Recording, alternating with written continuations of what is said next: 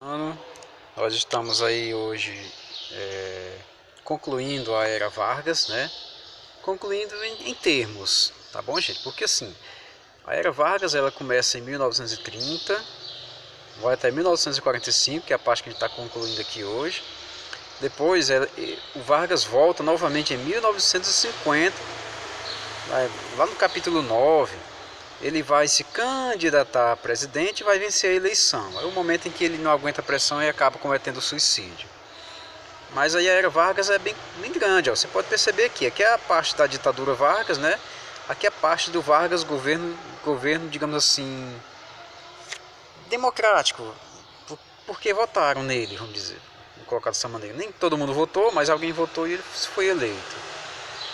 Então aqui o Estado Novo, ele começa em 37, vai até essa data aqui, de finda o Estado Novo, e então nós temos aí uma certa conclusão, por isso que eu falei conclusão em termos, porque depois a gente já vai retornar de novo, falar do Vargas mais adiante, mas só que dentro de um contexto, tá bom? Esse contexto aqui já era Guerra Fria, tá? O Brasil já participava da chamada política da boa vizinhança com os Estados Unidos, América Latina todinha ali, no ponto ali, enfim. A gente vai ver mais Vargas, mas dentro do contexto, não somente o governo dele isolado, como nós vimos nesse capítulo. Aí na página 94 nós temos algumas questõezinhas que eu quero só deixar observado aí para vocês, que eu vou fazer tipo um esqueminha para ajudar você a responder, tá bom?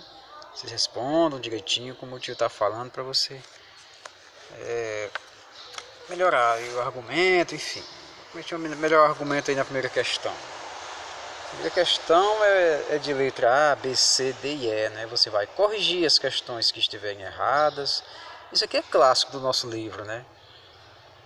Você corrige a errada e se estiver correta você não só coloca o nome correto embaixo. Tá bom? Não precisa corrigir as que estão corretas não. Aqui na primeira questão, a letra A diz, em 1929, o que aconteceu nessa data? A gente vai com o livro didático aí, ó, 94, tá bom? O que aconteceu nessa data? O Partido Republicano Mineiro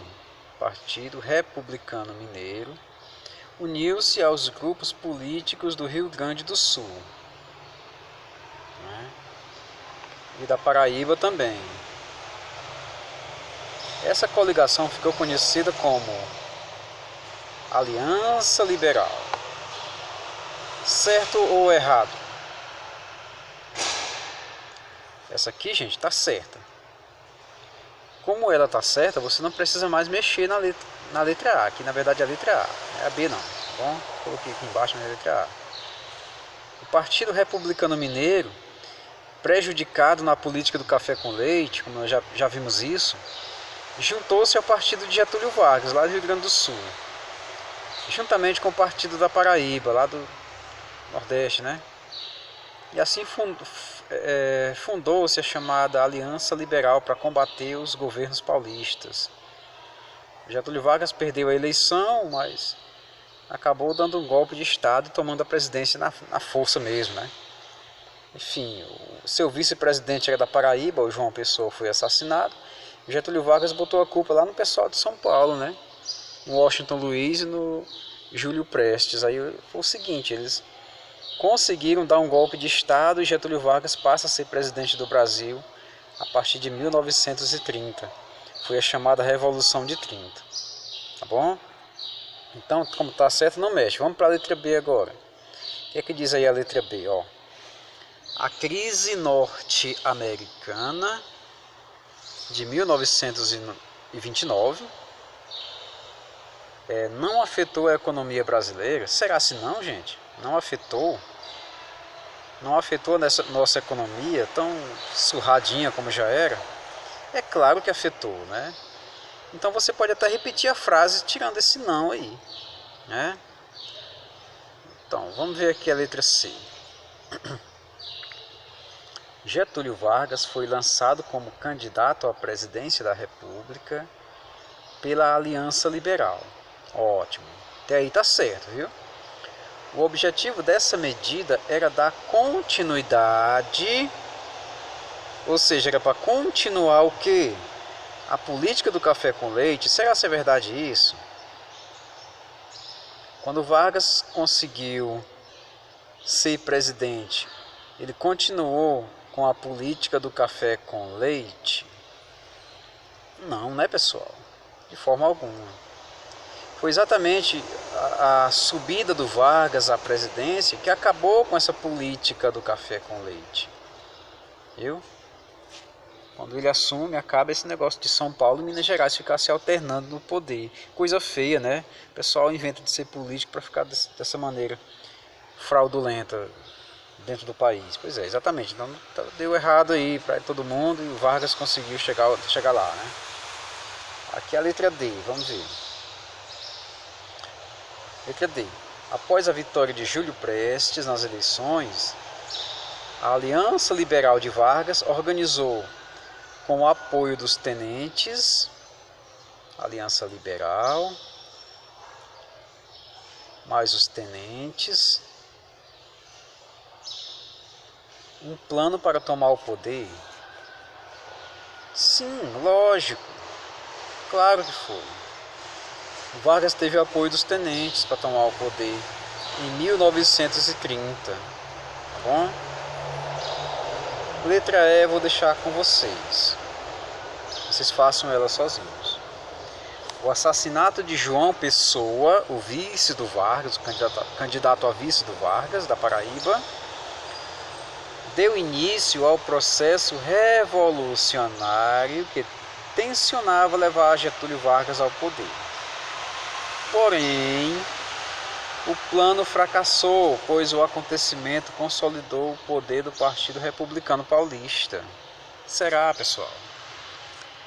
Quando eu disse, eu deixo essa com vocês, eu já dou a entender que essa questão está errada. É só você raciocinar um pouco. O professor deixou essa com a gente, então não está certo, então vamos ter que corrigir. Será se com o acontecimento de Vargas chegar ao poder, fortaleceu, foi os paulistas ou os gaúchos e mineiros, né? Essa parte que você vai ter que pensar para colocar, tá bom? Na segunda questão, vocês vão somente associar governo provisório do Vargas, né? Governo provisório, que foi o primeiro governo dele, de 1930, viu? Era para ser provisório, ou seja, ele ia sair rapidinho. Só que ele permaneceu lá até 45. Ô, provisório danado. Né? O outro é governo constitucional, onde ele cria a Constituição, né, de 34. E o outro é Estado Novo, que é a partir de 1937 até 1945. Isso aqui é o Estado Novo, tá bom, pessoal? Esse é o chamado Estado Novo do Varguinhas. Eita, Varguinha cheio de onda, meu Deus do céu. Então vamos lá, olha só. A letra A, B, C e D, e E também, né? Vocês vão colocar nas linhas o que está dizendo, se é realmente referente ao Estado Novo, ao Constitucional ou ao Provisório, né? Então, na letra A, por exemplo, com o propósito de afastar os governadores eleitos constitucionalmente, Vargas indicou interventores para os estados. Cada estado, o Vargas colocou um amiguinho seu para governar no lugar do governador. Eita, Vargas poderoso, né? Cada um desses amiguinhos do Vargas é chamado de interventor. Ele chegava e dizia: tenente, vai lá, tenente. Convida lá o governador do Piauí a sair.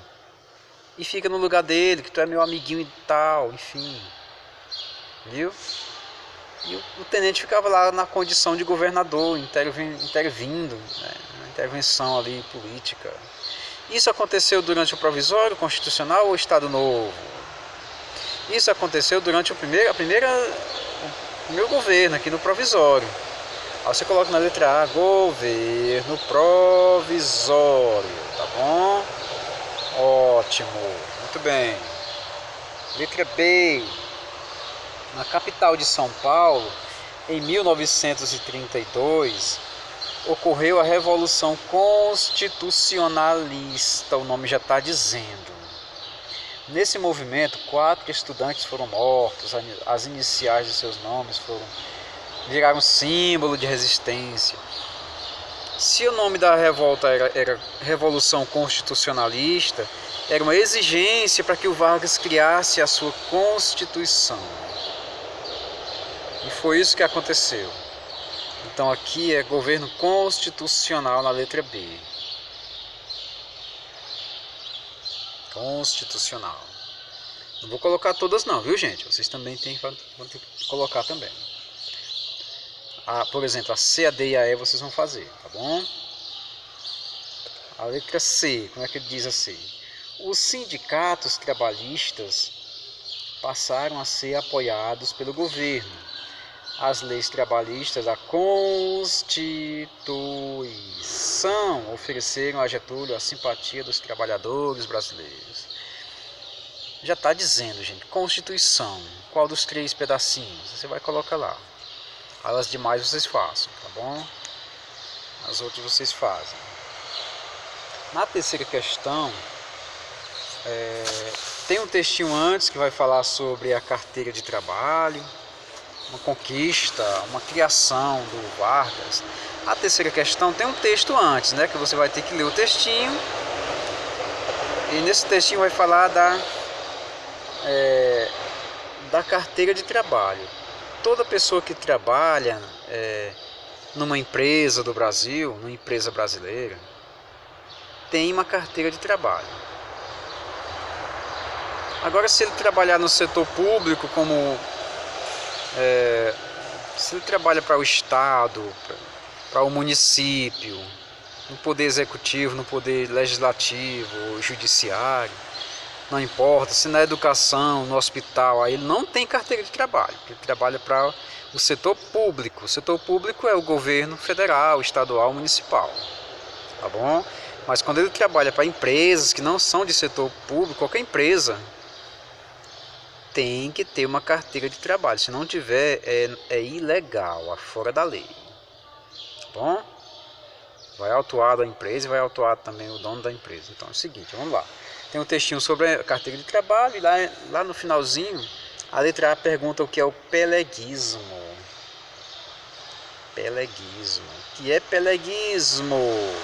O Vargas criou a carteira de trabalho, criou a CLT para proteger os trabalhadores ou simplesmente para ter o apoio dos trabalhadores e também a controlar a vontade desses trabalhadores. O que é que vocês acham? O peleguismo é como se o Vargas dissesse: agora com as minhas criações, as minhas invenções, eu controlo os sindicatos. Se eu controlo os sindicatos, eles devem obediência a mim, porque eu já dei para eles tudo que eles precisam. Certo? Então, peleguismo é o controle exercido pelo governo com relação aos sindicatos. Tá bom, gente? Sindicato só participa quem é trabalhador de carteira assinada. Tem o sindicato dos metalúrgicos, tem o sindicato dos professores, tem o sindicato dos caminhoneiros. Todo profissional tem um sindicato. É uma espécie de organização para proteger os direitos de cada pessoa. E assim, aqui por enquanto é só. Vocês tentem fazer as demais, tá bom? Na próxima aula a gente continua da letra B da terceira questão em diante, tá? Como vocês podem perceber, o tempo passa rápido quando a gente se diverte, né? Mas a aula terminou. Então, na próxima aula a gente continua da letra B da terceira questão, onde vamos falar um pouquinho sobre a data de 1934 em diante. Tá bom? Então, até lá. Até mais, gente. Obrigado por ter assistido. Valeu.